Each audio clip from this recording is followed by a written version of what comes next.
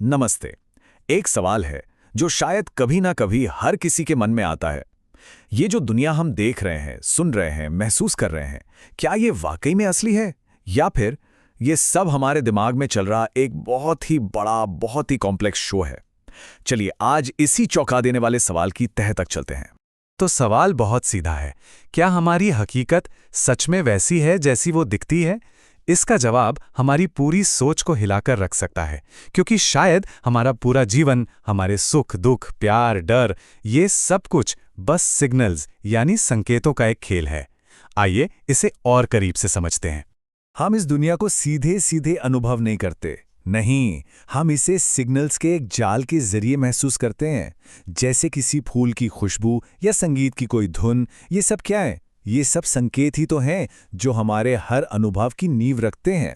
तो सवाल उठता है, ये सिग्नल आखिर है क्या? देखिए, बहुत सिंपल है। सिग्नल यानी कोई भी चीज जो जानकारी लेकर आए। ये फिजिकल हो सकती है, जैसे रोशनी, आवाज, गर्मी, या फिर इंफॉर्मेशनल, मतलब जो हमारा दिमाग इन सिग्नल्स को देता है। सच तो ये है कि पूरा ब्रह्मांड ही इन सिग्नल्स का एक बहुत बड़ा नेटवर्क है। सब कुछ बस जानकारी का लेन देन है। किसी भी चीज को महसूस करने का पूरा प्रोसेस 5 स्टेप्स में होता है। पहला, दुनिया में कोई चीज मौजूद है। दूसरा, वो चीज लाइट वेव्स जैसे फिजिकल सिग्नल भेजती है।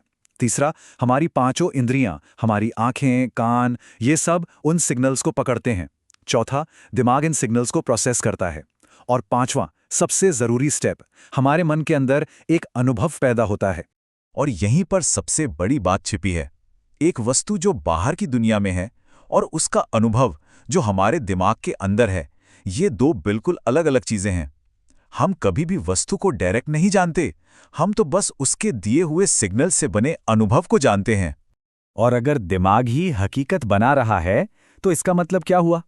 इसका मतलब ये हुआ कि हमारा मन अपने आप में एक ब्रह्मांड है। हमारे सिर के अंदर एक रियलिटी इंजन है, जिसे शायद असली दुनिया की जरूरत ही ना हो। चलिए देखते हैं ये कैसे काम करता है।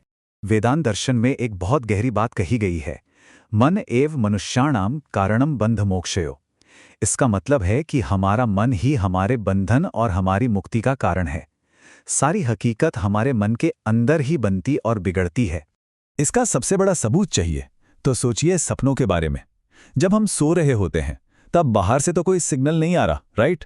फिर भी हमारा दिमाग एक पूरी की पूरी जीती जागती दुनिया बना लेता है। हम उस दुनिया में दौड़ते हैं, उड़ते हैं, डरते हैं। ये इस बात का पक्का सबूत है कि हमारा दिमाग वाकई एक जबरदस्त रियलिटी इंजन है। तो चलिए अब इस फिलॉसफी से निकलकर टेक्नोलॉजी की दुनिया में आते हैं। आज की जो टेक्नोलॉजी है ना, वो इसी सिग्नल पर आधारित हकीकत को हैक करने में लगी है। और यकीन मानिए, इसके नतीजे हमारी सोच से भी परे जा सकते हैं। इसका पहला और सबसे पॉपुलर उदाहरण है वर्चुअल रियलिटी यानी वीआर।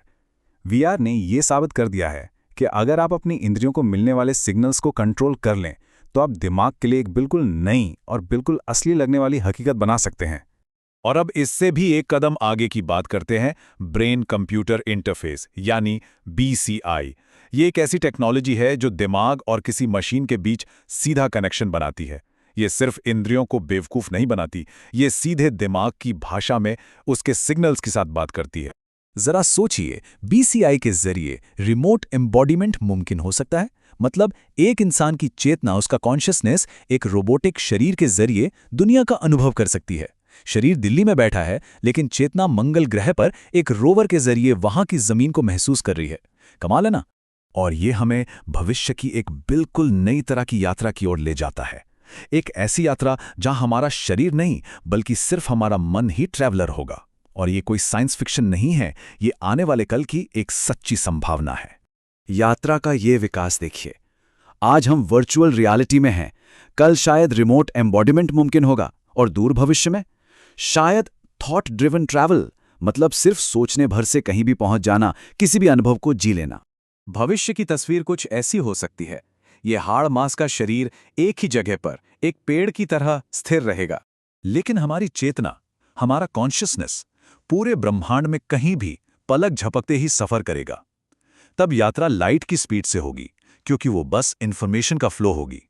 तो क्या इंसान का अंतिम रूप यही होगा? सिर्फ 3 चीजें, एक सेंट्रल प्रोसेसर यानी हमारा दिमाग, एक सिग्नल सिस्टम यानी इंटरफेस और उसे चलाने के लिए एक पावर सोर्स। इस शरीर की शायद कोई ज़रूरत ही ना पड़े। और ये हमें इस सफ़र के आखिरी और सबसे बड़े सवाल पर लाके खड़ा कर देता है। क्या ये इंसानियत का अंत है, या फिर एक ऐसे नए दौर की शुरुआत जिसकी हम आज कल्पना भी नहीं कर सकते? इसका जवाब तो खैर भविष्य के पास ही है, पर सोचने पर मजबूर ज़रूर करता है।